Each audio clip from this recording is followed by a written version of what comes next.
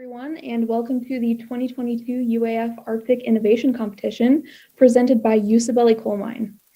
My name is Ashley Plies, and I am a UAF College of Business and Security Management student studying accounting, as well as a member of the AIC staff. And I really am so excited to be your MC this evening and for this AIC in general, as I get to bring AIC straight to you at home.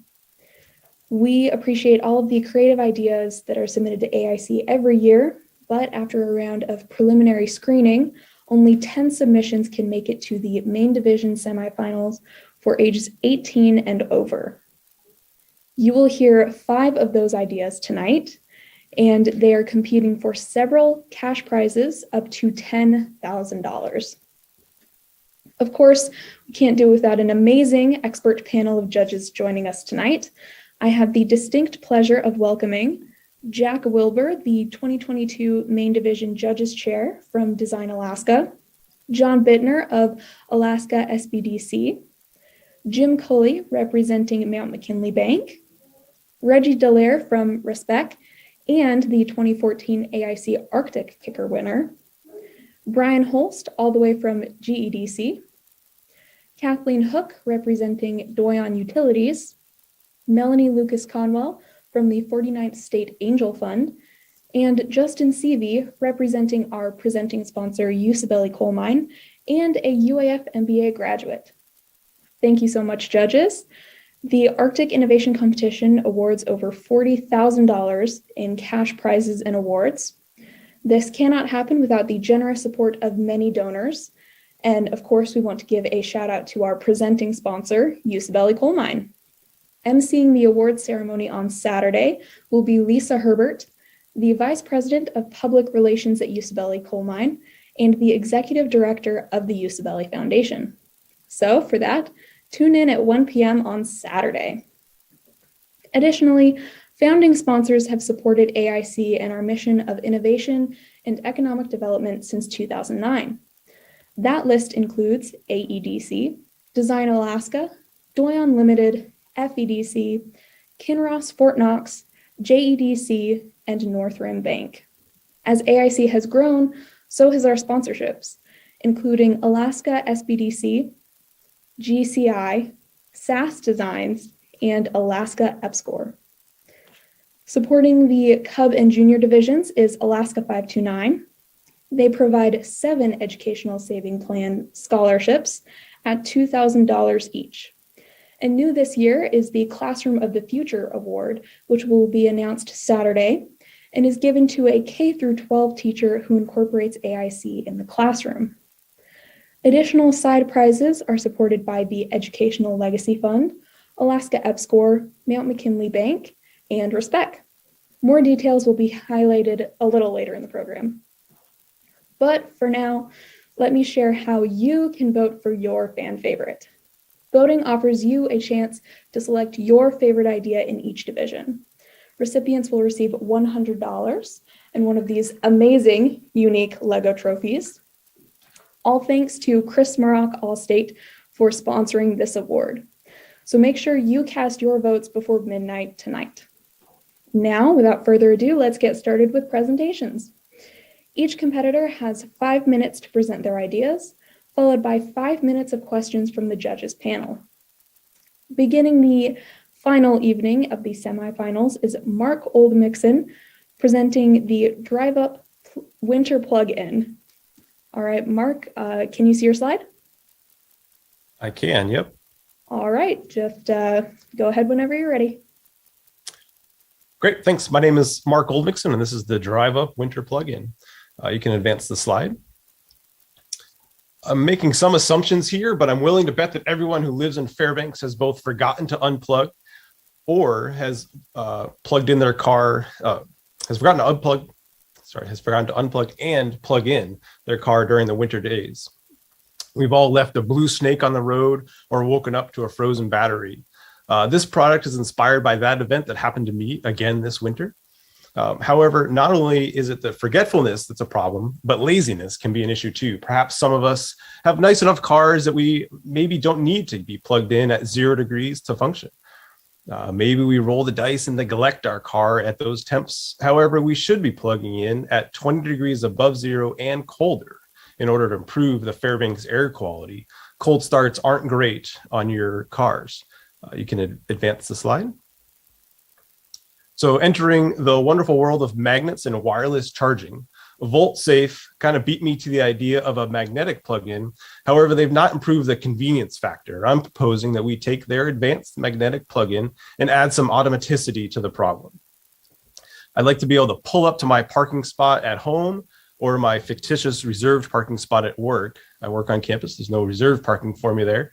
And I would like that connection to make automatically. As I pull in, I'm automatically plugged in. And then even if I miss that automatic connection, I'd be able to simply just bump the plug into place with the magnets. Likewise, as I back away, the plug will automatically disconnect and be ready for me to pull up when I come back home. You could advance the slide. So we're just going to watch the first 30 seconds of this next video on the left. The sound's a little harsh though, so I apologize. It's just going to kind of prove the concept a little bit for us.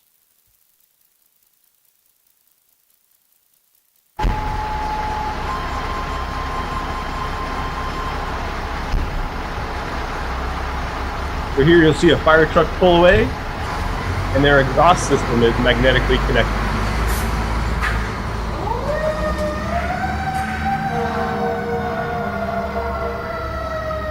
Great. We can stop the video there. And then the Tick watch is a watch that I have that is battery charged, or the battery is magnetically charged. So we can play that video for a few seconds to show how simple it can be.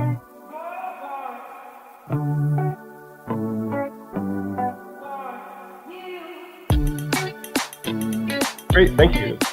So each of these products demonstrates that it's not impossible. Fire trucks can release a complex hose system from their exhausts, and then watches can easily charge via magnetic connection. If we could advance the slide. We'll have some design ideals. Ideally be used for someone's regular parking spot at home or work. I'm thinking a small dentist office, or I was down at the bank today. And they've got employee parking there would be a great option. Safety is a priority. We want to make sure that the live receptacle isn't an issue. So we want to prioritize that safety. And then assuming the magnetic plug-in is designed safely, the mounting options are limitless. A simple tripod buried in the snow, or mounting it off of an existing headbolt heater post in the parking lot. If we could advance the slide. To prove this concept to myself, I used the classic Fairbanks approach of just using what was lying around the house. Some duct tape, a curtain rod, a sawhorse, and some traction sand. And I had a plug-in that I was able to pull up to and back away from repeatedly. If you want to play the video there.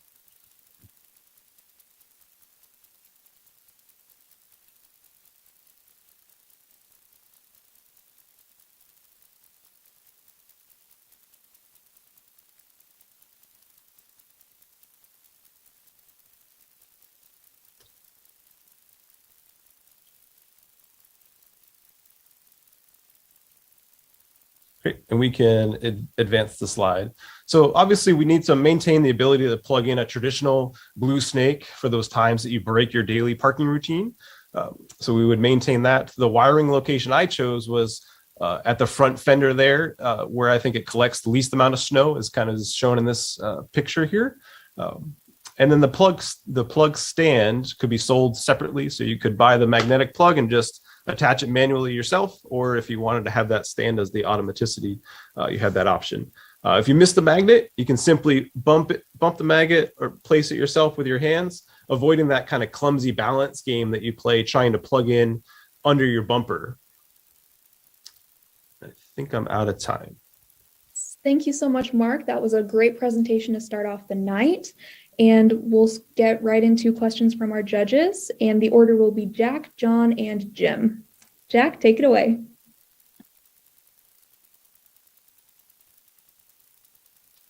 Yeah, thank you, Mark. The issue that I see primarily is you still have got to carry a cord. And And so if you've got to carry a cord, you're still likely to lose a cord, and maybe more likely because you get accustomed to being able to drive away without doing something. Yeah. So one, I just want to identify that my name there is mislabeled for some reason in the last minute tech there, but my pronouns are not she, her for folks that know me. But I don't disagree. But if I had a regular routine, so like for you, Jack, you live at home and then maybe work at Design Alaska, and you maybe you've got your reserved parking spot there, that you could have two of these, one at home and one at your regular parking spot. And that would allow you to 90% of the time not have to carry a cord. And then, yeah, when you went to visit your family and maybe you're going to stay the night at a bed and breakfast somewhere, you've got to plug in. That percent of the time you would have to carry a cord and remember to unplug it. But that option would exist. I'm thinking of my daily routine, and that I'm going to be more likely to plug in and do a little bit more to protect the Fairbanks air quality. And then my daily routine, hopefully I would not lose that plug as often as I have. So, and one other question, is there any power lost in the transfer of power through a battery connection like that? So like I said, VoltSafe has that. They've got the magnetic plug-in for winter use now, but it's the same kind of under the bumper approach. And then their magnetic plug-in for your home outlets is still kind of in R&D, and I'm presenting that we merge those two ideas. But they're using their R&D is for regular power transfer. Okay, thank you. I'm not familiar with that being a problem. Hi, thanks for the presentation. And one of the questions I had, I know that the power usage wouldn't be the same, but I'm trying to think if there's a way to make this more applicable outside of Fairbanks, because I know that like this is an issue that's definitely very key in the interior, but if we were to look at a broader spectrum, do you think that this kind of technology could be adapted for, say, charging electric vehicles, or something where there's more of a larger market, or do you think that it's a different? No, I think my father-in-law has a Tesla in Massachusetts and runs the extension cord across his driveway. And if he could position it in a way that he could back into his spot and have it click in, that would be ideal. I'd love to expand to that. I was focusing on maybe the low-hanging fruit of this one. But yeah, if we could make it automaticity with the electric vehicles, for sure. Excellent. Thank you.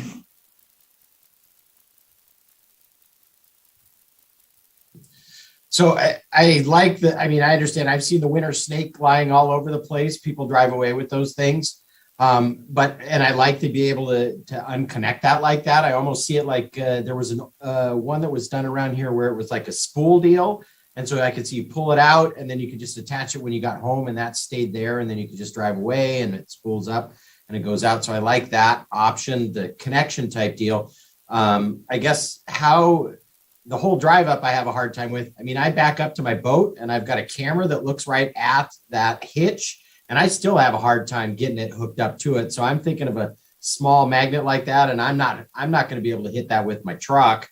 And I don't even know if I could do it with my car, to be honest. So is there a way maybe to think about that differently, that it hooks up? Or I would like it just if you just came out and you just tapped it together and you were done, and then you could drive away type deal. Yeah. And that's what I think is it, if I'm backing up to my trailer and I miss it by 2 inches, I'm done. I gotta start all over again. But if I miss the magnet by the 2 inches and I don't maybe get that automatic connection, I can just go up and slap it and be good. Or I can have my 6-year-old kid do it and be reliable that they're going to do it versus having to actually plug it in there and carrying my coffee and all those things at the same time. So I think there's a little bit more room for error with the magnet piece compared to, for your example, the trailer hitch. Yeah. That's all I had. Thanks, Jim. Wonderful. Thank you, judges, and thank you, Mark. Not to fret, judges, there will be time for extra questions at the end, so hold on to the thoughts you have. Right before I introduce the next presenter, the judges that will be asking questions are Reggie, Brian, and Kathleen. So get your thinking caps on. And now our second presentation is going to be by Christopher Moore, explaining Harmony turbines, decentralizing power generation. All right, and Christopher is presenting today on behalf of his team of 8. So very impressive. You got a lot of fans back, not on Zoom. All right, Christopher, can you see your slides? Yes, I can. Wonderful. Well, just give us a little cue and you're ready to begin. Hello, I'm Christopher Moore, founder and CEO of Harmony Turbines.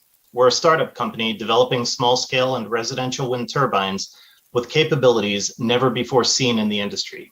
I'm here today to help you understand what sets us apart from the competition and how our technology could actually become the industry standard in the years ahead. Next slide, please. Before we dive in, I'll give you just a little background on our company. We began our work developing Harmony in 2017, though I had the idea well before that time. These are just some early photos of those efforts. Next slide, please. During 2018 and 2019, we were building our first full-size prototype that we now refer to as our 400-watt model. It's about 4 feet wide by 4 feet tall when it's fully opened. Next slide, please. Through late 2020 and early 2021, we moved into our new facility in Lebanon, Pennsylvania. We were busy buying equipment and everything that we would need to really push our work forward. Next slide, please. We have over 3,000 square feet of shop space with CNC equipment, manual mills, lathes, welding, and fabrication. Pretty much everything a young company would need to prototype their new technology. We even grew our team substantially during this time. Next slide, please. Harmony holds 2 patents on our technology, our unique scoop design and furling technology, as well as our axial flux generator with a variable air gap, are both protected by patents. It's important to note that these innovative and unique technologies both have features never before seen in the industry. Next slide, please. Those never before seen features are what allowed us to begin our 2022 with active project participation from 3 prestigious engineering universities, Bucknell University, Penn State University, and Northumbria University. All 3 of these engineering universities recognize the potential of our technology that Harmony Turbines is developing. They'll each be conducting dedicated projects specifically on our technology to validate and publish performance data as well as efficiencies for our turbines. 2022 is already shaping up to be an incredible year. Next slide, please. They say that educating the public is often the most challenging part of bringing any new technology to the marketplace. Well, the technology behind Harmony Turbines isn't new, but the way we put everything together is so revolutionary that it's really in a class of its own. Play the video, please. Harmony Turbines is a startup company developing small-scale and residential-sized wind turbines with capabilities never before seen in the industry. The following is a quick time-lapse example of several hours through a windstorm. The automatic furling capability of Harmony Turbines is so revolutionary that seeing it in action is the best way to understand just how it works. On the left, we have Harmony Turbines. On the right, a standard small-scale home turbine. When there's no wind blowing, Harmony's default state is fully open, like this. It starts spinning in winds of just 1 to 2 miles per hour, where the competition usually needs 6 to 8 miles per hour just to start spinning. Harmony then stays fully open during low and normal wind speeds, but when storms kick up and winds begin to climb to stronger levels, Harmony does something amazing. It starts automatically furling to protect itself from these dangerous winds, while other small-scale wind turbines are forced to stop to protect themselves. Harmony's furling technology allows it to both stay safe and produce full power while the wind is at its peak, delivering maximum energy through the events that other turbines are forced to waste. This clear advantage sets Harmony Turbines well apart from the competition. In fact, our technology could even become the industry standard for wind turbines of all sizes in the near future. Next slide, please. Harmony Turbines was founded to answer the challenge. What if there was a better way to make wind turbines a lot better than they are today? Why can't we make them more beautiful, less harmful to the environment, silent, easier to maintain, built to withstand severe weather patterns, more economical? In fact, why not make them so good that people begin to ask, why haven't we been making wind turbines like this all along? Well, that philosophy is what drives all of our work here every day at Harmony Turbines. Thank you. Thank you, Christopher. We'll now hand it off to our judges to start the questions round, beginning with Reggie. Christopher, pretty neat. I like wind turbines. So you talked about never before seen features. And so the only one that I really heard you talk about, though, was the auto furling, right? So that at the high wind speeds, it would kind of collapse on itself, not grab as much air, not overspeed, right? What other never before seen features do you have?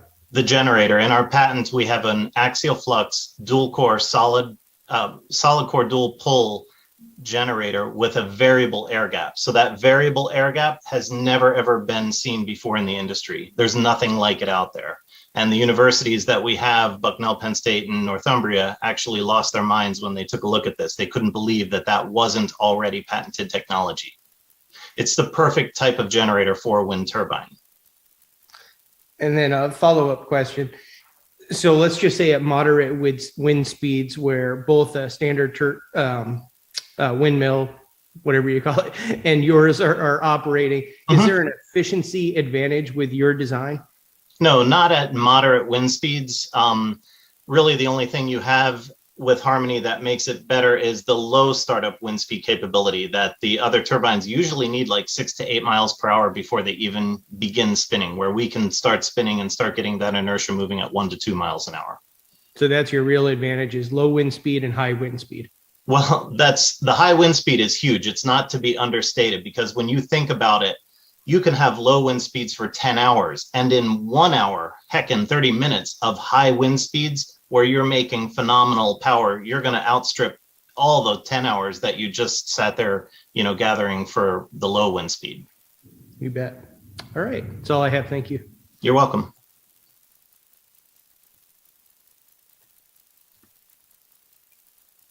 This is Brian. Can you hear me? Yes. Brilliant. Hey, this is amazing. I'm super impressed. I love this concept. Tell me about the environment. We know when turbines kill birds, vines have just been, bald eagles were killed. And so how does does this kill any more, any less? Well, number one, we're not looking to make these 300 feet tall and compete with the multi-million-dollar turbines out there. These are residential and small scale that we're going to start with. But even if they were built larger, 25 or 50 kilowatts, it's a solid rotating mass rotating in front of the bird. The birds are killed in the current systems because those turbine blades come from out of nowhere and hit them on top of the head or on their back when they're looking forward and they're looking down as they fly. So they're seeing clear space in front of them, and then a split second later, they're getting the hatchet coming down on them. Harmony is right in front of them like a house, like a silo, like any solid object. It's just rotating in front of them. They'll fly around it. Thank you. So this is very interesting. I appreciate, Brian, your question about bird strikes. You have that. So for residential small scale, how much electricity do you expect to generate? The first units that we're going to be producing are just going to be small 400 watt units, Kathleen. We're doing that so that we can ship them globally, start getting a name built for ourselves, start getting our product out there, and be the first to market with something that's truly transformative. We can scale up from there. Got it. So thank you. So I am not an electrical engineer. Can you give me the dumbed down version on why that gap is so important, the variable gap is so important in the generator? Because right now, the only generators that exist that you can hook to wind turbines, they run in ranges that are like 600, 900, or 1000 or 1200 RPM. And to hook Harmony to the beauty of Harmony is it spins so slowly and so beautifully that you're only looking at 200 RPMs in a 25 mile per hour wind. That's absolutely, it's like 5 times slower than what the generators out there are used to doing. So you've got to gear them up or do a toothed pulley or a V-belt pulley, and all that extra torque would be translated into not being able to start up, not being able to begin spinning because you have a 5x or a 10x torque addition or multiplication in the use of a standard generator. So that's why our generator and the development of it is so exciting for the entire, not just vertical axis wind turbines, but for the entire wind turbine industry at large. Got it. So what it does is it adds flexibility to the user at a smaller scale. Yeah, think of it like a clutch. It's like when that wind starts spinning, there's no resistance at all, and it can just begin spinning and get all that momentum moving until it's up to high enough speeds to generate power. All right. Well, thank you. This is very good. You're welcome. Well, thank you, Christopher and judges. And we'll take a very quick, very brief break from our scheduled programming, and I'll welcome you to our Kicker Sponsor Spotlight. Kickers are $2,000 prize incentives, which are awarded to any submission in the top 10 for distinguished categories, regardless of placement. The first I would like to highlight is the Arctic Kicker, sponsored by Respect. Although AIC submissions do not have to be Arctic related, they often are because of the geographic climate in Alaska. This kicker recognizes an innovation that makes living in the Arctic easier. And the next kicker is very close to home for me, the Alaska College Student Kicker, which is sponsored by Mount McKinley Bank. This kicker is given to the best idea submitted by any currently enrolled college student at an Alaska-based college. Although none of these student ideas have made it to the top 10 this year, that means next year Mount McKinley Bank will likely double their prize. This is very exciting for college students like me, and just letting all the students like me out there know. So thank you, Respect and Mount McKinley Bank, for your support of innovation and the entrepreneurial spirit. Next up will be Nathan Prisco explaining his idea, the Alaskan Hydrogen Highway. Before we get into that, the judges asking questions will be Melanie, Justin, and Jack. Additionally, Nathan submitted his idea as a part of the team of 5, so he also has people rooting for him. And Nathan, can you see your slide? Yes. All right, just give us ready to go when you're ready. I'm ready to go. I founded Mighty Pipeline because I believe that our generation will be forever judged on how quickly and economically we can deploy zero carbon energy resources at scale. That's why at Mighty Pipeline, we're developing hybrid energy solutions to achieve the ambitious goal of carbon neutrality by 2050. Next slide, please. So climate targets put $900 billion of petroleum assets at risk of being stranded. And this begs the question, what does the end of petroleum look like? Next slide, please. To quote the Pipeline Safety Improvement Act, pipelines are the arteries of the nation's energy infrastructure, as well as the safest and least costly way to transport energy products. I would also add the lowest carbon intensity way. At Mighty Pipeline, we're asking the question, what if oil pipelines could accelerate decarbonization? Next slide, please.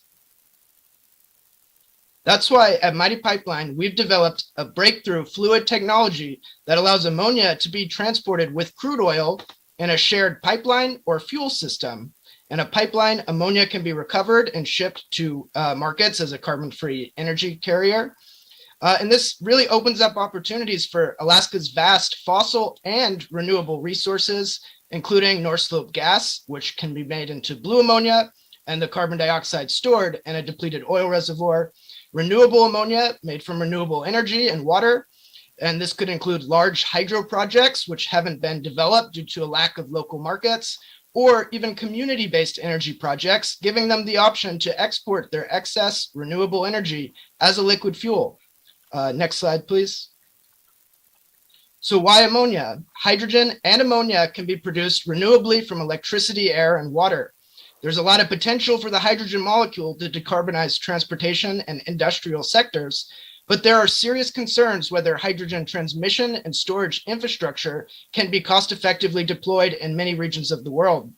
For this reason, there's been growing momentum behind ammonia as a decentralized energy carrier because it is hydrogen dense, it's liquid on a cold Fairbanks winter day, its infrastructure barriers are moderate, it can be stored in a bottle like propane, and as a hydrogen carrier, liquid ammonia contains more hydrogen per volume than liquid hydrogen. Next slide, please.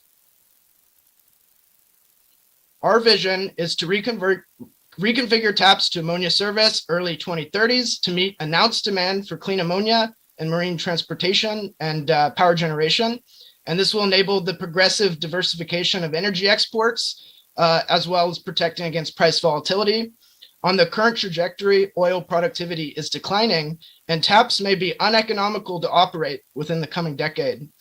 Our cold pipeline and fuel technology opens the door to a diverse energy mix, including blue ammonia, more propane sales than were possible in the old configuration.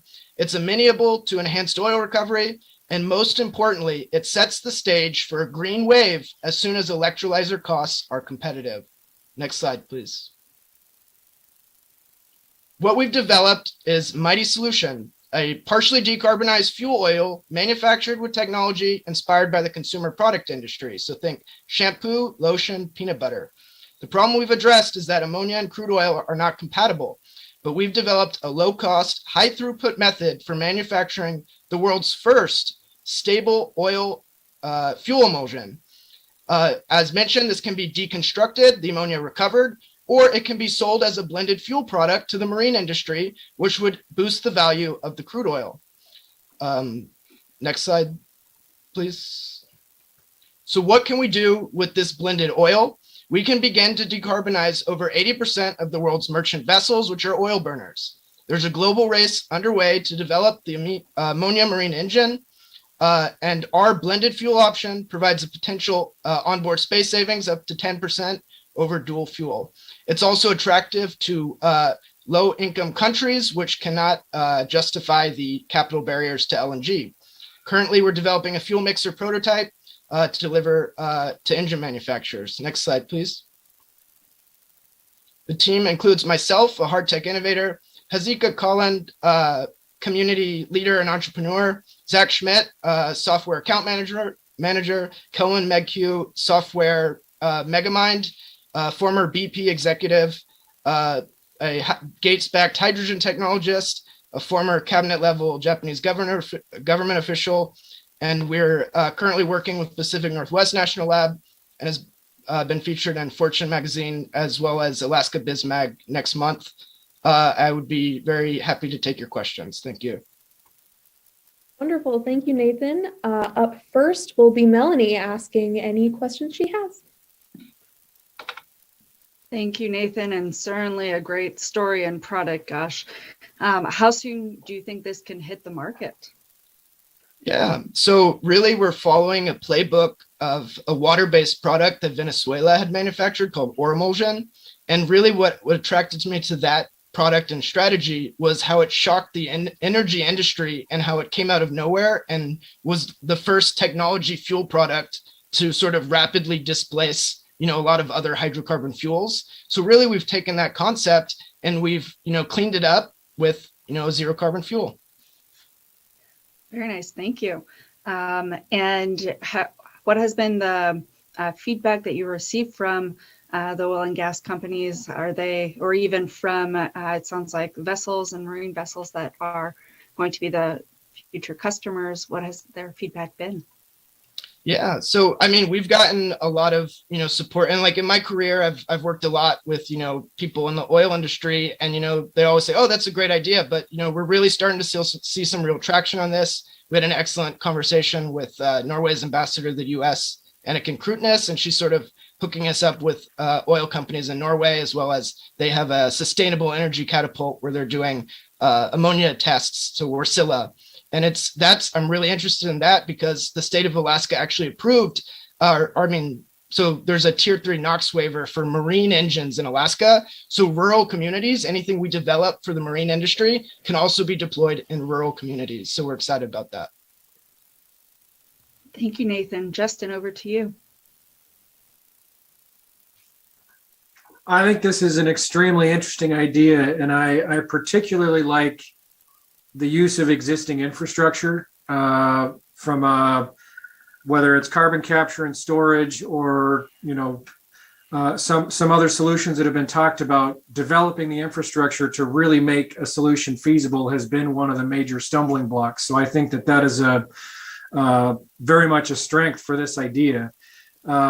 So I guess my question is, what in terms of flow rate in the pipe, what percentage of the flow in the pipe will this product work for? So there will be a minimum it has to hit, let's say about 20% ammonia, 80% crude, but then beyond that, it's completely flexible.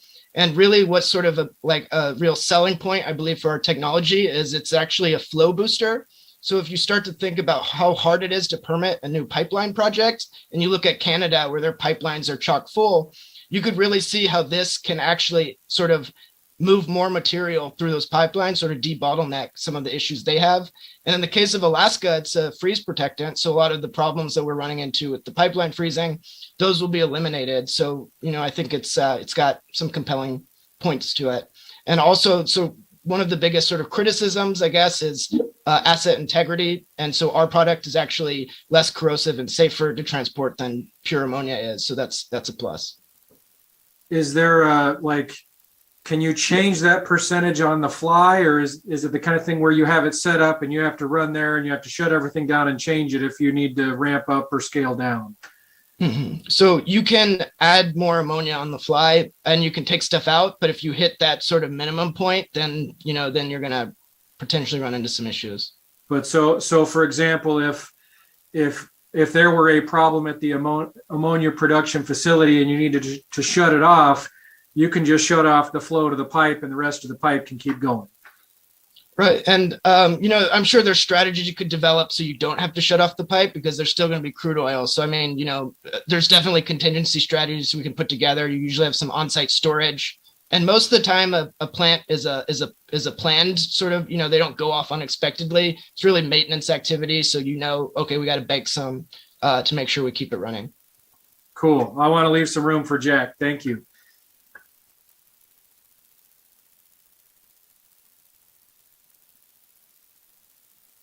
Oh, Jack, it looks like you're muted.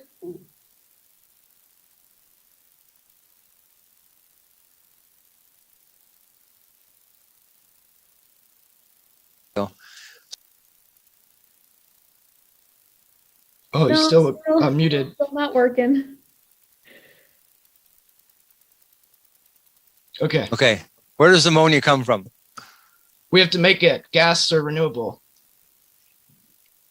So, I mean, it would involve the construction of an ammonia plant. And so Canada, Alberta has aggressively pursued an ammonia strategy rather than a hydrogen strategy. So there's currently billions of dollars flowing into ammonia projects in Canada right now. Mm-hmm.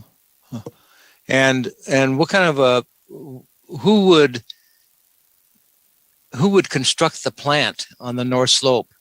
I mean, is that something that your company would do, or you would have to get somebody else to do it? And what's their incentive for doing so? Yeah, so we have a site. So AIC Chem has acquired a site and has been permitting it for gas projects. So we do have a site, and these projects are typically large multinational projects. So you're bringing in in-state people, out-of-state people, and really it's you're just trying to beat everyone else on cost and climate impacts, and everyone flocks to your project. So that's really sort of the dynamic. Okay, thank you. Thank you so much, judges and Nathan. Time seems to be moving so quickly tonight. In the chat, I have posted the next set of judges, being John, Jim, and Reggie. And up for our fourth presenter this evening is Prisma Text, Read a Book, Learn a Language, with Zach Irving. All right, can you see your slides? Yep, I can. Thank you very much. Wonderful. Well, the stage is yours whenever you're ready. Okay.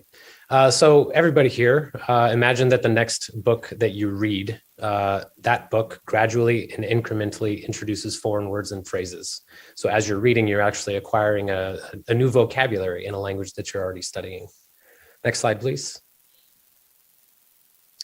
So if you're anything like me, you have probably tried and started and then quit about 14 different times to learn a language. And we go in with the best of intentions, right? But we end up inevitably probably stepping away at some point because of some common pain points. It takes a lot of time. You know, a lot of those apps out there, they advertise, 5-10 minutes a day, learn a language. And it doesn't sound like a lot until it is. They're also very chore-like. So you have to get into this practice mindset, this mentality that you have to drill every day.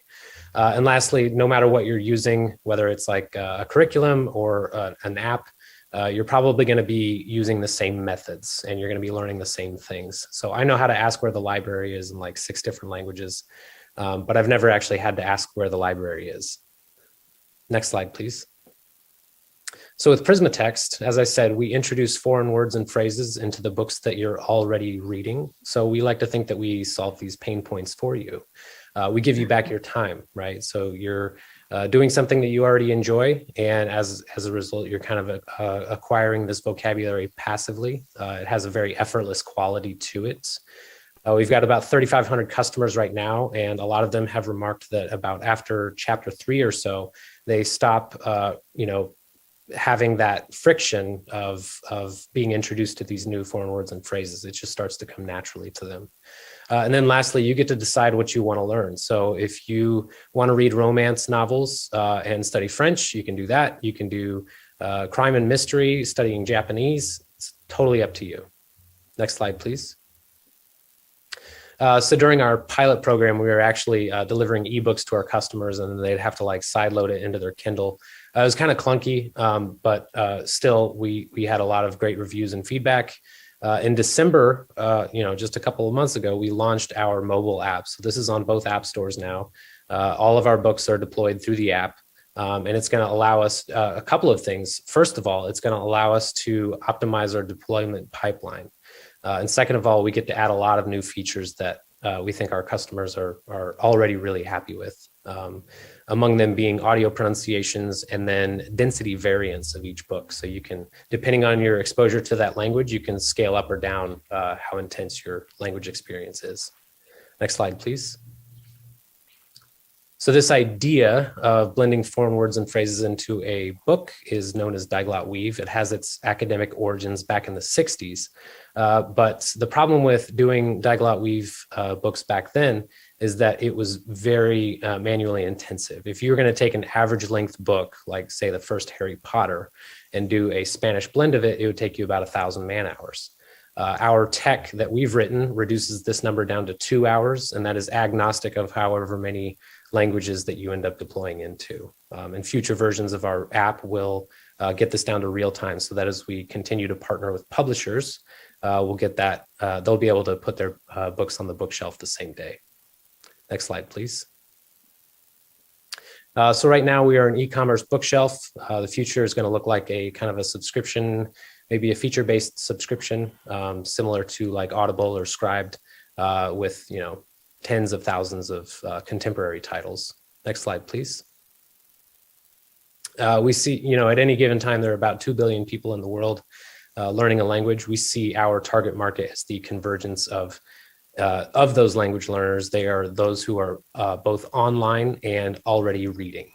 So this is kind of what we're aiming for. Now, the really exciting thing is, yes, we deploy from English into other languages, but we feel that the hockey stick inflection point is going to be when we start sourcing Portuguese, Spanish, Chinese books from other countries and blending them back into English, because at any given time there are over 1.2 billion English learners around the world. Next slide, please. So yeah, we have a number of ways to grow. We're always going to be direct to customer. We're also partnering with publishers. In fact, my co-founder and I were just at London Book Fair last week. We are in process with 2 of the big 5 publishers, and we just signed our first publisher to a formal agreement last week. We're also in a school in Utah, so we'll be branching into departments and ministries of education around the world as well. Next slide, please.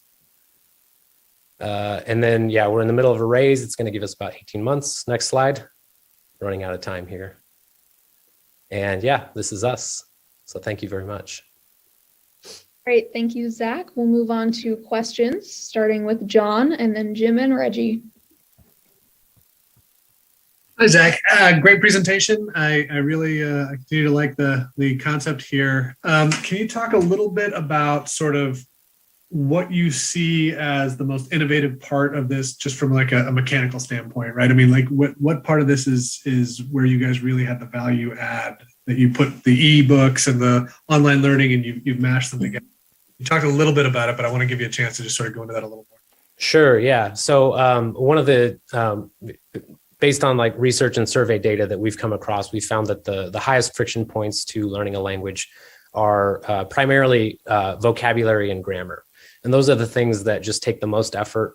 We don't, and it really is a discipline. It absolutely is a discipline. And so what we're trying to do here is minimize that high friction experience and just inject it into a friendly setting, or I guess a passive setting. From a technological standpoint, we have a couple of software innovations and optimization, because we're using machine learning and AI to basically target the things that are going to be the most useful to the learner. So there is a technical aspect to it too, not just the end result. Awesome. Thank you. Thank you. Good to see you again, by the way. Hey, quick question on this. So what kind of copyright issues do you run with someone says they like Harry Potter or they want Tom Clancy or something like that, and you're going to try and merge this into their writing type deal? Do you have to get their permission first to do this sort of stuff?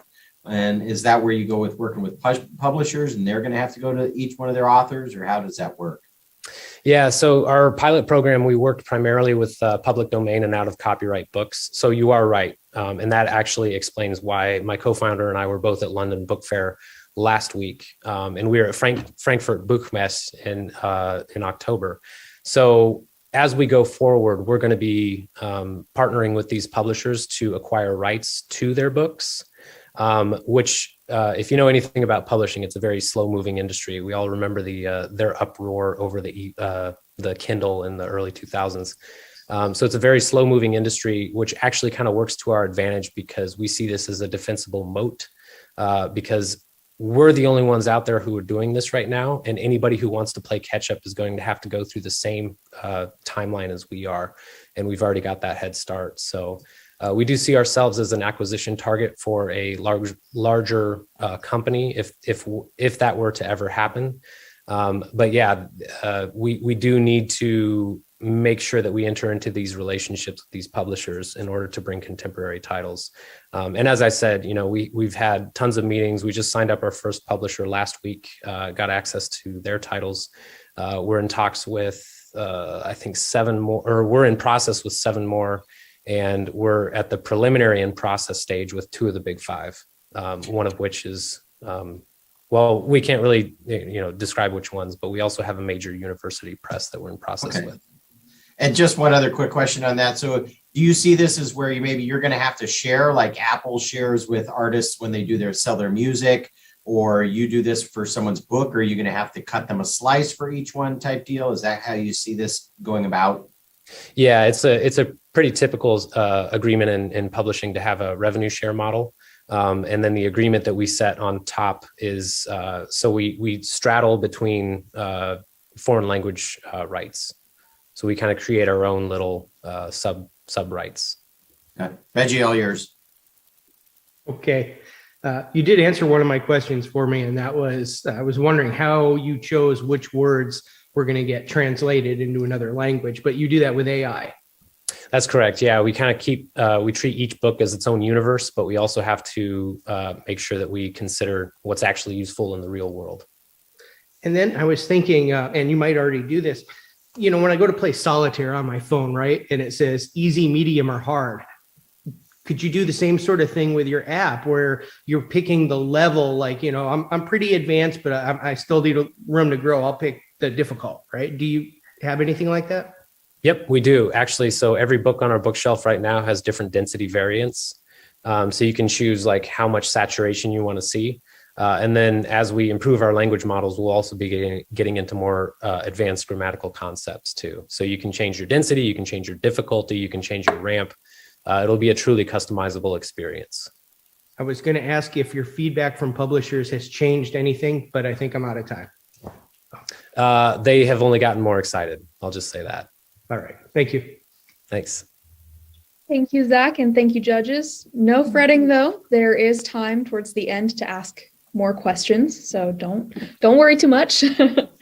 But before we go to our last presentation, I'd like to take a moment to highlight our second set of kickers. The sustainability kicker is sponsored by the Educational Legacy Fund, which recognizes an innovation that encourages or supports sustainability. Innovation in sustainability allows us to thrive now and be resilient in the face of a changing future. The final kicker is sponsored by a new donor, NSF Alaska EPSCoR. The climate adaptation kicker is awarded to the submission that best prepares for or adjusts to current or expected climate change and its effects, thereby reducing harm or taking advantage of new opportunities. All right, and without further ado, the next judges have been placed in the chat box, starting with Kathleen, then Brian and Melanie. And our last competitor for this evening and the 2022 AIC semifinals is Daniel and Amber Reichert, showcasing the heater tutor. All right, team, can you see your slides? Oh, I can't quite hear you or see you. Are we there now? Perfect. All right, can you see your slides? You can, yes. All right, wonderful. And the stage is yours as soon as you're ready. Okay, thanks. I think we're ready. Hi, I'm Amber. And I'm Dan Reichart. And we're here to talk to you about the heater tutor, which links smart thermostats to direct vent heaters. Next slide. So we finished building a house and we went to Anchorage for Thanksgiving, and I got really worried thinking about our monitor heaters stopping working and our house freezing up. So I wanted to be able to check our house temperature remotely on my phone. And the easiest way to do that is with a smart thermostat. Next slide. So why are smart thermostats better? The biggest benefit is fuel savings. Google reports on average a 10 to 12% decrease in heating bills, and we think that could be even more. How do they do it? Through geofencing. So your thermostat knows when you aren't home and it automatically lowers the temperature. It also learns your optimal heating schedule, reflecting the unpredictability of real life. You can control your house temperature remotely, oftentimes using a smartphone. For me, the automatic freeze up notifications are huge. So we wanted to run our monitor off a Google Nest smart thermostat. Next slide. But it turns out that was impossible. Why? Because smart thermostats are incompatible with direct vent heaters. There is no product on the market to link a monitor or a Toyo with a smart thermostat and tell the heater tutor. These devices speak different electrical languages. The smart thermostat is 24 volt AC power and the Toyo monitor is 5 volt DC power. Next slide. To control our monitor with a smart thermostat, we built a circuit board with a microcontroller that translates the thermostat's 24 volt signal into resistance that is read by the heater control circuit. Our first prototype only turned the monitor on and off, leaving the heater in the high flame setting, which reduces heater longevity and is inefficient. Our current prototype sets the heater back to low flame after the ignition sequence, and we are currently adding a second stage heat feature to operate on medium flame. Next slide. So how large is the market for the heater tutor? Well, it's a little hard to know because it's a totally new product. However, it met a need we had, and that gives us confidence others have the same need. Certainly, we have many potential customers. These heaters are everywhere in Bush, Alaska. To confirm my observations on this, I got some guidance from a researcher at the National Renewable Energy Lab. And between my conversation with him and my review of US Census data, along with recent Alaska Housing Finance Corporation housing assessments, I've determined that at least 40,000 houses in Alaska use direct vent heaters. All of those households are potential customers. Next slide. We do have a notable competitor. Toyo has just released their new line of heaters with a Wi-Fi feature that gives remote access to a virtual control panel. But Toyo Wi-Fi is not available as a retrofit, so it won't work with existing heaters. Also, it doesn't really meet our gold standard of what we expect from smart thermostats. It doesn't offer fuel savings through geofencing or develop a smarter schedule with machine learning, and it doesn't allow temperature sensors in multiple rooms. It is, however, a useful feature, and if we had a new Toyo, we might not have developed the heater tutor.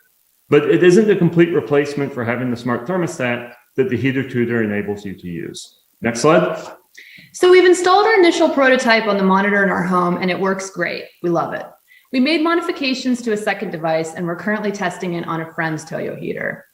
Currently, we're looking for 20 Toyo monitor owners in the Fairbanks area to partner with us this summer and fall for beta testing of our device. They provide the heater and the smart thermostat of their choice. We provide the heater tutor and the install for free. We're almost done finalizing our circuit board design and getting 20 boards professionally printed this spring, which really speeds up our manufacturing process.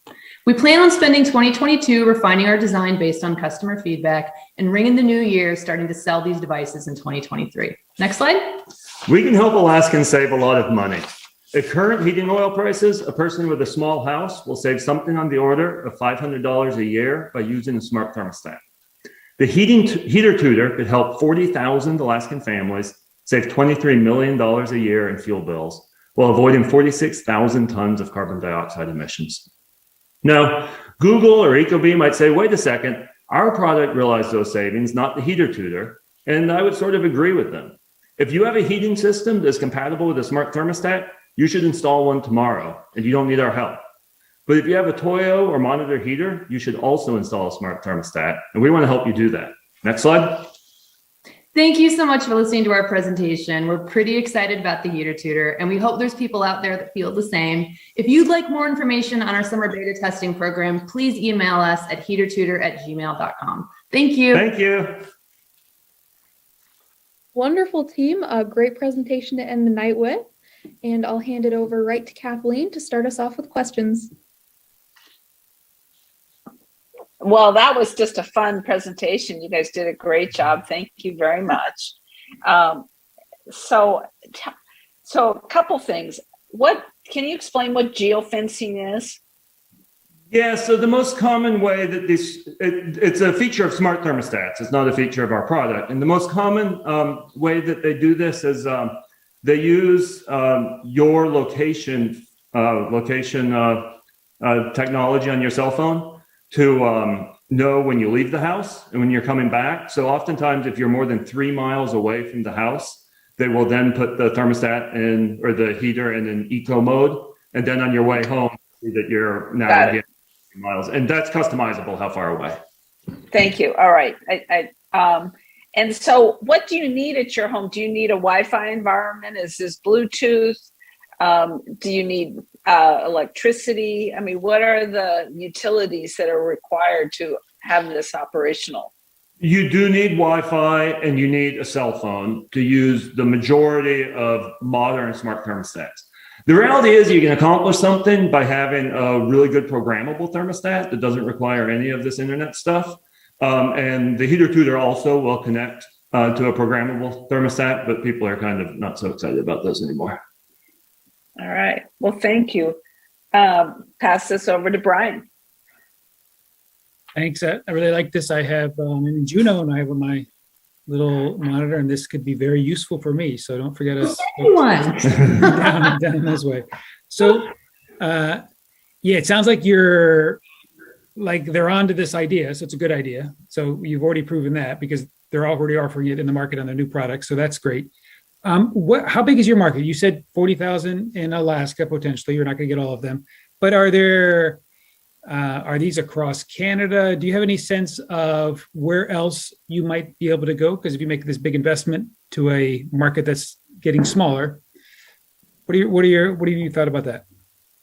Yeah, one point I want to make is we are focused on not making a big investment because I'm going to be happy if our market is 1,000 people. 1,000 people in Fairbanks who I can help. That's going to be fun. We do have this market in Alaska that I think we understand. But there are a lot of these heaters outside of the Alaska market that we aren't focused on right now, but it gives room for growth. So a news article, there's 75,000 of these heaters just in the state of Maine. Very similar heaters are common in the Scandinavian countries and I think Japan. We're really focused on the Alaskan market right now, and that'll keep us busy as our business grows for the next 5 years. And just quickly, how can a guy like me install this? Is it a do-it-yourself thing, or do I need to pay somebody to come in and make the conversion? Yeah, you shouldn't have any problem installing it. We have Romex connectors, so you unplug the thermistor and you plug this in place of the thermistor. Other than that, it's just like wiring up a thermostat. So yeah, you shouldn't have any problem. We found actually the most difficult part was making sure that the Google thermostat that we used was powered. And that's a problem many people have had with the Google thermostat. So that took us a little bit of time to figure out, but we intend to have a good brochure and good customer service. Especially one reason to focus on the Alaskan market is we really want to just be a phone call away. Thank you. Thank you both very much. This is really exciting. And being a Google smart device lover, I could definitely see that application there. I'm curious about, could this be used on other types of heaters, or is this the only kind? Could you expand to other technologies? This with basically no modification could be used to control any heater that uses a thermistor to control it. So I've seen these Rene gas heaters. I just saw one down at C&J's drive-in. I'm pretty sure that we could use it to control a Rene gas heater. There's been some discussion recently that we've been having about whether or not you can control those window-mounted air conditioners with the same technology. Which is very preliminary, but just in like conversations over lunch, that like, could we use this on air conditioners? Because those savings are even higher than heating savings. The core of the technology is we're replacing a thermistor with our device. So anything controlled by a thermistor that is heating and cooling associated, the smart thermostat should be able to control. And last question in 3 seconds, what is the price point you're looking at? Our goal is to avoid doubling the price of a installation. So we are definitely able to keep our price point below like what Google Nest costs. Amazon has a really inexpensive smart thermostat right now that we might not be able to get down below their price point of $50, but we can stay below the Google and the Ecobee price point. We want it to be affordable because this saves people money. Awesome. Well, thank you, team and judges. And thank you all competitors. It really is a big deal to make it to the AIC semifinals. And truly, we appreciate all of the hard work and creativity you've put in your ideas, your slides, your presentations. I promise we see it. It shows. And this will start our judges open questions session. So we'll start with any questions for Drive Up Winter plugin. And once again, just raise your hand or digital hand. Either one works. Yeah, Brian. So I live in a rainforest, and this connection on the side of the car and the rain. Have you considered that? Doesn't seem like the optimal place. Not to mention scratching my car every time I pull up to it. But so rain and scratching, is that the best location for this?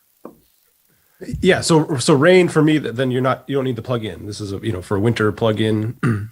So I'm assuming that you're above freezing at that point and you don't need the plug-in. Yeah, I don't plug in here, so thank you for that. Can we erase that question from the? It's okay. And then the scratching in the car, yeah, for sure. My demonstration there was just to show that you can pull up and back and forth. You would need the receiver to be on the side of your car there as well, so that you've got the receiver, and then you're sticking to that, so you're not sticking to your the metal parts of your car. That receiver is adhered to the car in some fashion, so it's just the two plugs that connect and rub together. And that rubbing is kind of important to keep the contacts clean. But much like your plugs goes into the wall and slides out, that's a self-cleaning mechanism. And the same thing would be ideal with that as you pull out and it slides off there. It's kind of a self-cleaning mechanism. All right, Kathleen.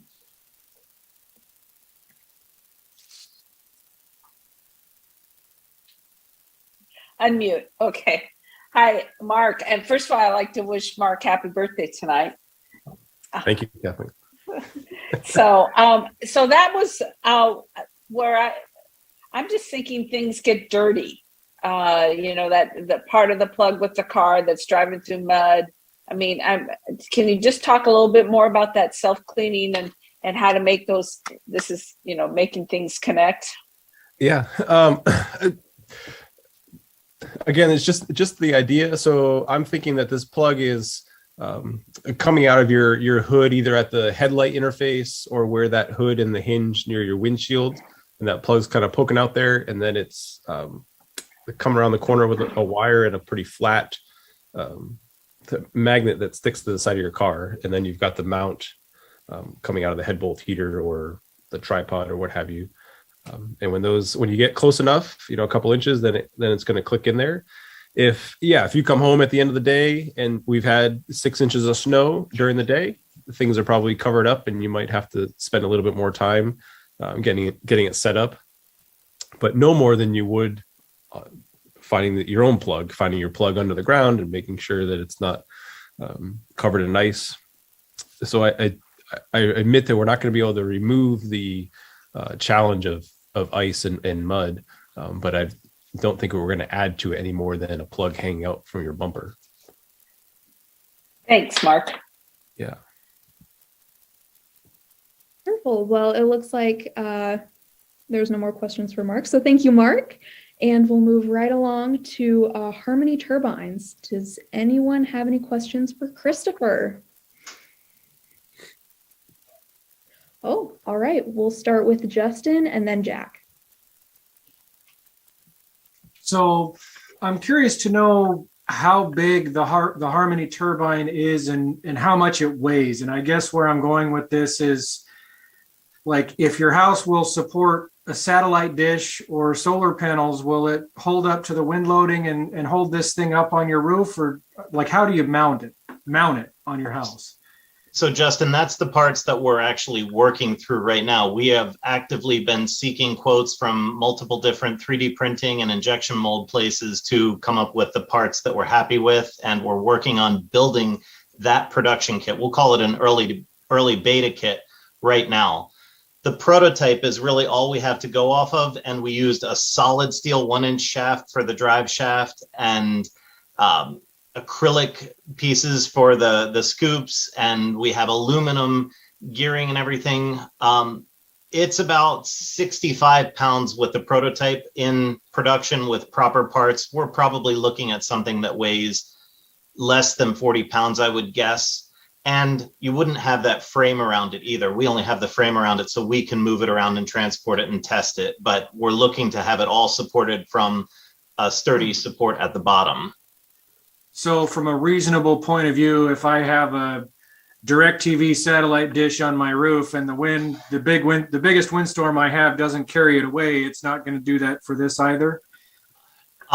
You're talking something different than weight at that point. Now you're talking shear forces and side loads. So I would never want to guarantee that. It's going to have to be something that each owner takes upon themselves to mount it in a sturdy location, because you're there to gather wind. You don't want the thing to snap off when you hit your first 40-mile-an-hour wind because you weren't prepared. So the weight is one thing, but you're talking significant side loads here. Its job is to gather and capture those side loads. So yeah, it'll be something people have to account for carefully. Is that something like kind of like with solar, would there be specialized installers that, hey, I want to put this on my house, and somebody would come out and look at your roof and make sure that you can handle it, kind of thing? Yes, we absolutely plan on partnering with a whole bunch of different people. Have been contacting us for 2 years already, asking if they can be distributors for this area, if they can be installers, if they can sign on to be a partner to help manufacture. So absolutely, yes. Okay, thank you. You're welcome. All right, Jack, you're up, and then Kathleen will be our last questions for Christopher.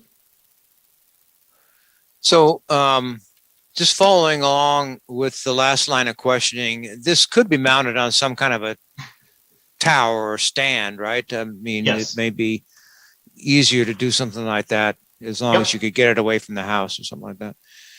So also, it seems to me that I have seen a wind turbine, not necessarily an actual use, but somebody demonstrating it as a potential different way to capture wind. Has nobody ever really approached this concept before?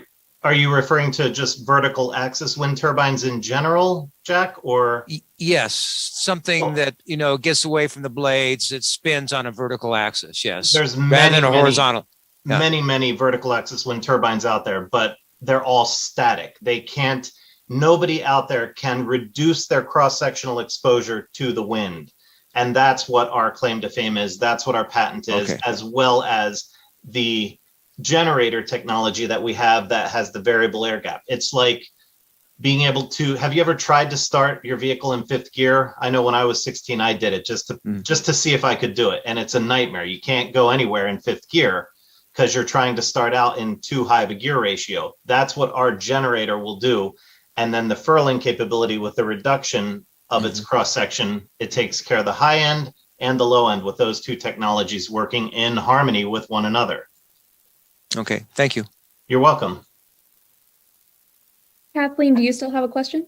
Yes, I do. Just a quick one. So snow and ice build up on Yes. your turbine.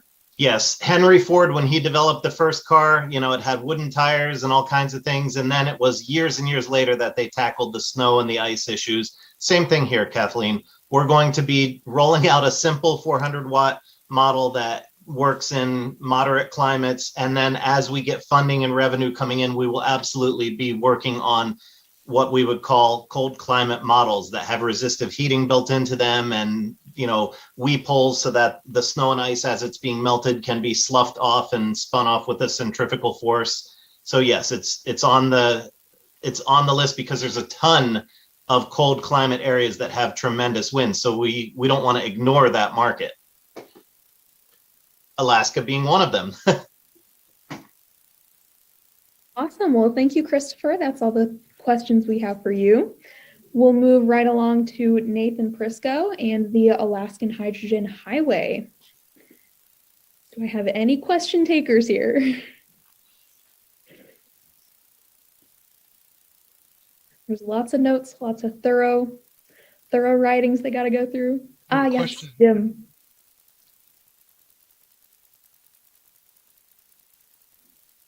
Jim, are you there? Yep, I'm here. I'm playing with this, so bear with me. Hey, so I had one question on this. So what's to keep someone from doing this technology as well? I mean, is it patented? It seems like it is just basic chemistry, I think. So could you explain that a little further? Sure. So we filed a pretty comprehensive patent on this. And what really surprised me about 3 years ago when I started this is no one's practically ever done anything with ammonia besides use it as fertilizer or refrigerant.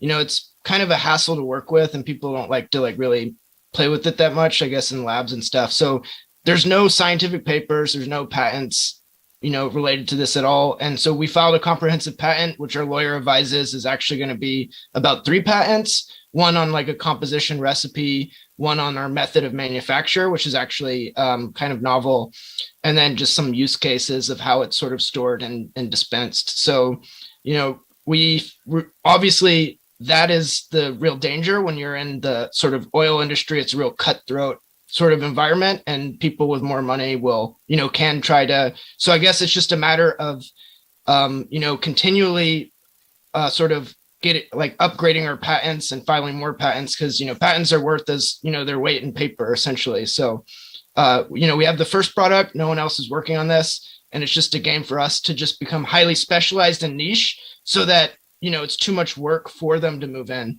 A lot of the majors are really focused in on LNG, they're not really tuned in as much to ammonia at the moment. So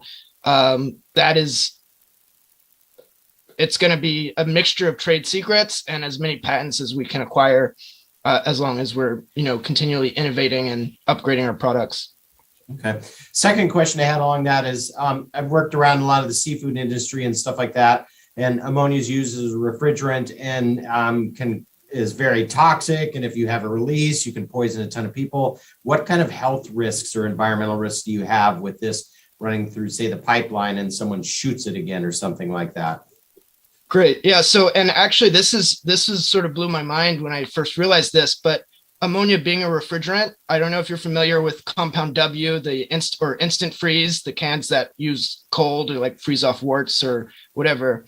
So ammonia has that effect. And so if it was just an ammonia pipeline and someone shot it, yeah, it would be billowing out plumes and clouds. But in the case of our blended option, even if the pipeline's hot, as soon as it is vented to the atmosphere, the temperature drops down to minus 33 and sort of freezes the crude oil slug. So obviously we'd need to do very thorough environmental impact studies to permit a project like this. But we have some indication that at least our option will be much safer than, say, just an ammonia pipeline. So there's a benefit to keeping them together, both in transport and storage. And we feel like we've improved the safety in those regards.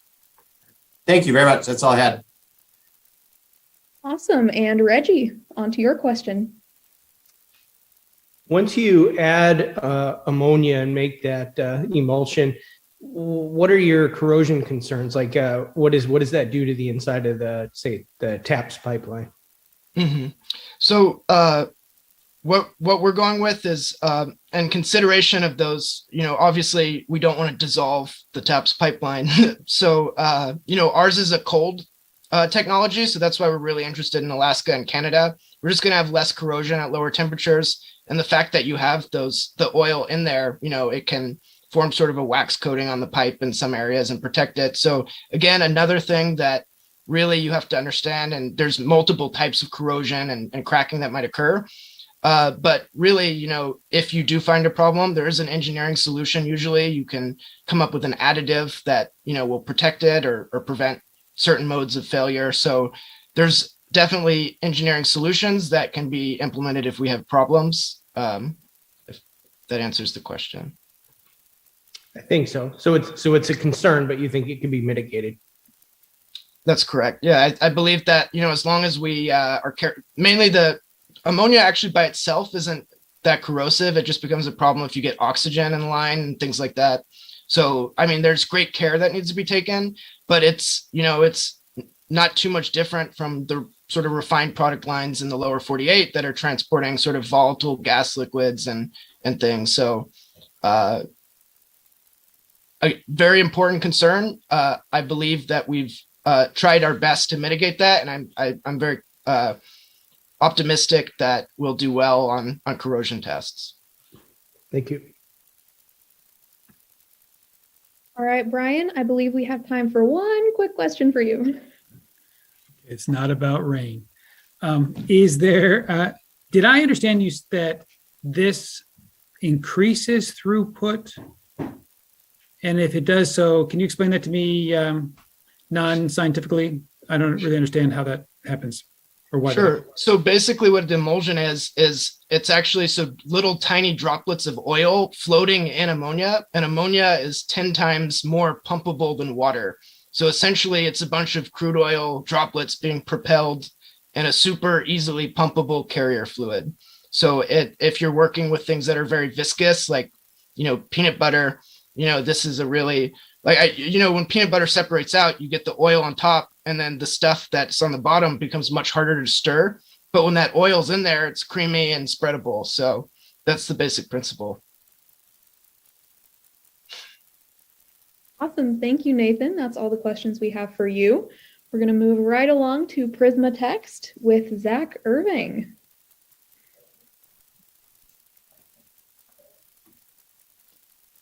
Any questions?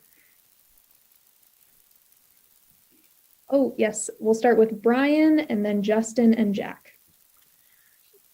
I thought this was fantastic, Zach. So good. In fact, I don't even understand what you're asking for. Like, are you just showing us how cool this is? Because how does it get better? It looks like you've got it dialed in.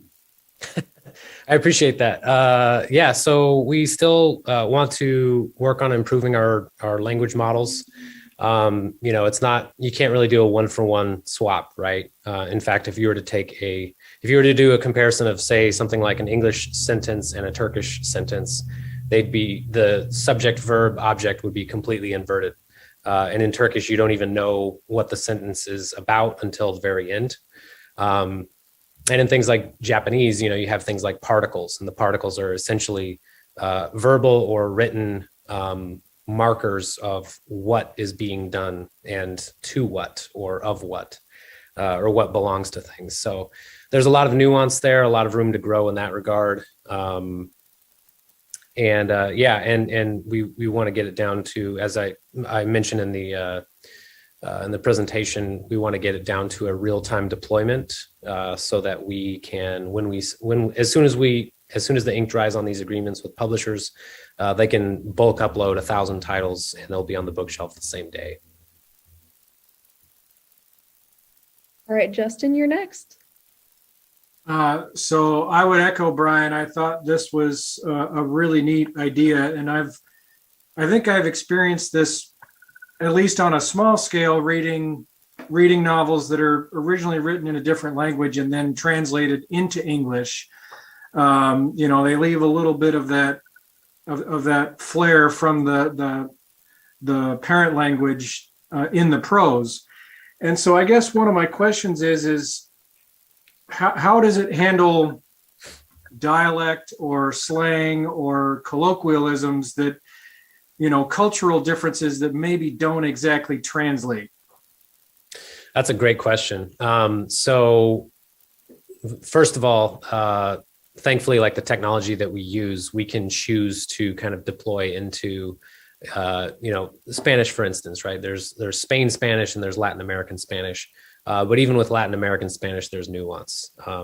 So we can kind of target different larger dialects, but then we also have laid the foundation for crowdsourcing, actually, as one of our other mechanisms, so that as readers who maybe have some exposure in the language that they're studying, they can offer improvement suggestions. And it's not at all dissimilar to what Duolingo was doing in their early days, where they're doing some crowdsourcing. So we have a mechanism in place for that, and we'll be developing on that as we continue to iterate on the product.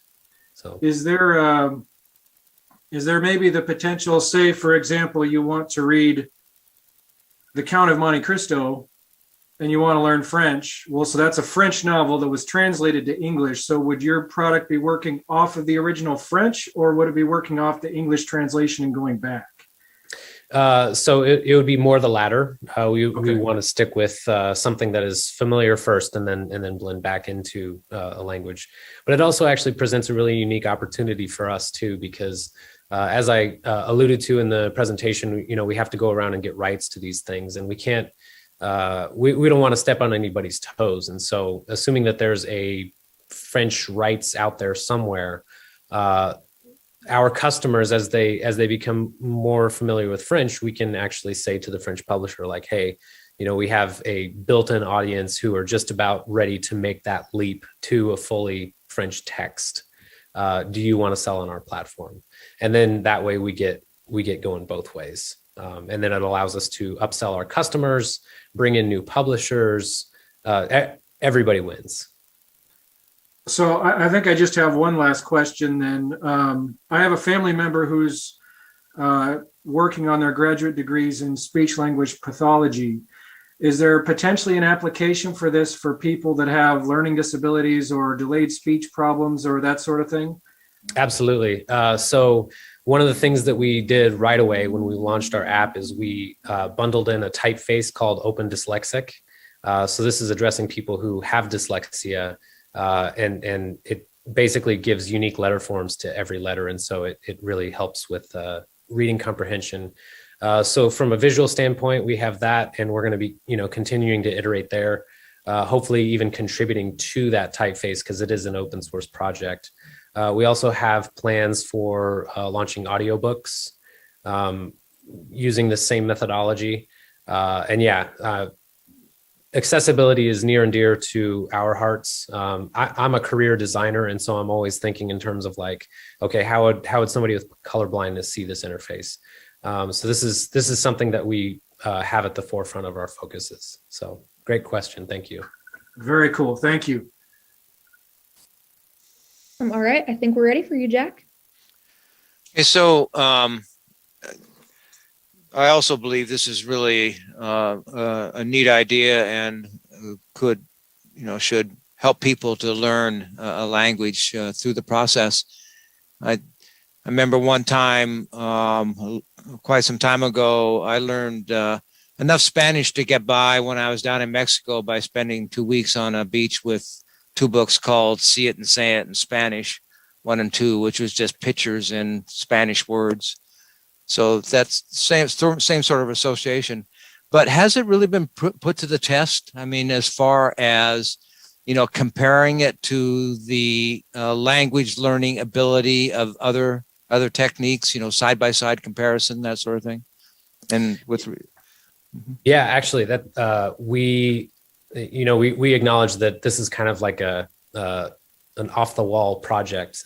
So one of the first things that we did is we went out and we looked for academic verification. Where are the academic papers that are being published on this? And the good news is that there have been a number of papers that have been published in the last 15 years, even from all around the world, Russia, Indonesia, Iran.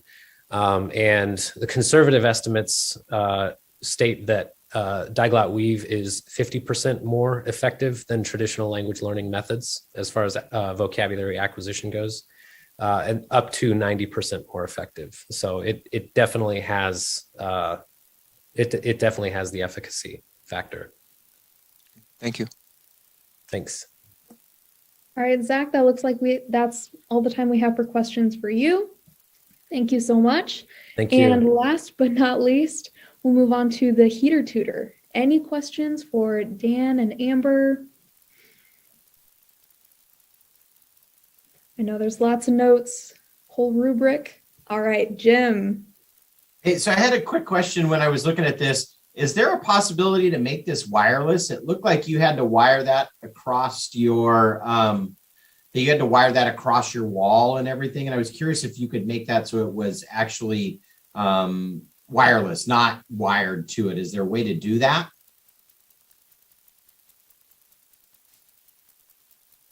I think you're muted. I'm sure the answer to that is yes, right? We, like Google Nest thermostats and the other smart thermostats aren't wireless, aren't really supporting that. So at least I don't think so. I'm not aware of that. If the thermostat starts supporting a wireless feature, we've given some thought to putting a wireless chip in these for other reasons, for some future features that we might want to add. And so hooking up wirelessly or with Bluetooth to the thermostats as those features roll in is certainly doable. I don't think that any of the thermostats we're familiar with are wireless right now. So I understand that they're like hook up to the wall to the wires to power them and stuff. But my thought is normally those smart ones then, hook up to Alexa or something else. So there is some wireless communication to that. And so, yes, you might have it hooked up just for power purposes, but then use that wireless capability to then talk to your thermostat deal. And then you don't have to wire it in the wall. You can put it wherever you want in the house for power. And then it's just close to your Toyo stove instead of a wire that you've got to have somewhere close. Yeah, that'd be great. And sort of at our technical level, maybe if somebody comes up with an open source smart thermostat, we would be in a position to start getting into that. We're pretty far away from being able to integrate directly with the Google Nest of things. We're actually sort of purposely staying away from that, where our technology portion is pretty simple. So they can do whatever they're doing and we don't have to keep up. Okay. All right. Yeah. No, as a guy who used to have a Toyo in the Southeast, I know exactly the problem you're talking about. So yeah, I like it.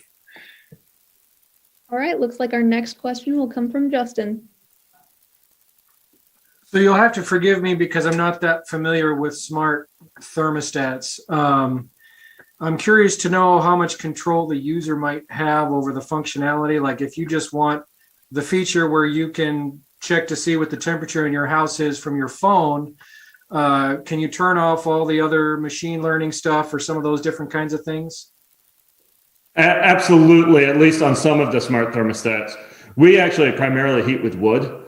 So some of the, like trying to get to smartly learn what our wood heating schedule is not, like, it's not prepared to do that, right? Like where is this other heat source that the thermostat doesn't know about? So we turned that off, and that is working just fine. And we have operated it both with and without geofencing. You can turn that on and off. We really were attracted to both the freeze up notifications and having a second sensor in another room. So like initially we really focused on that stuff and turned everything else off, and we've sort of been playing with the rest of it since. Well, and you kind of went right where my thinking was with this question was if you have a different heat source and you have a Toyo as a backup, I can see where that would probably, confuse the computer in the smart thermostat and cause some problems. So, so those features are dependent on the actual smart thermostat you purchase, not your product. Yes. Thank you. Wonderful. Well, it looks like that's all the questions. So thank you, Dan and Amber, and all of the competitors and judges. That was a great question and answer session. And just generally, I'm glad I was able to be a part of it. If you'd like to check out any of the other semifinal events this week, visit the AIC website for our recordings. This will also be available as a recording through the AIC website as well, if you'd like to go back and relive it one day. While you're there, you might as well check out the fan favorite page to cast your vote. Once again, voting closes tonight at midnight. But wait, who wants a fun and sunny vacation? I know I do. During the awards ceremony, not only will winners be announced, but there will also be a giveaway to audience members for 2 round-trip tickets to anywhere Alaska Airlines flies. More information and a method of entry will be announced during the awards ceremony starting at 1 p.m. That being said, I think that's a wrap for the AIC 2022 semifinals. So thank you so much, everyone, competitors, judges alike, and have a great night.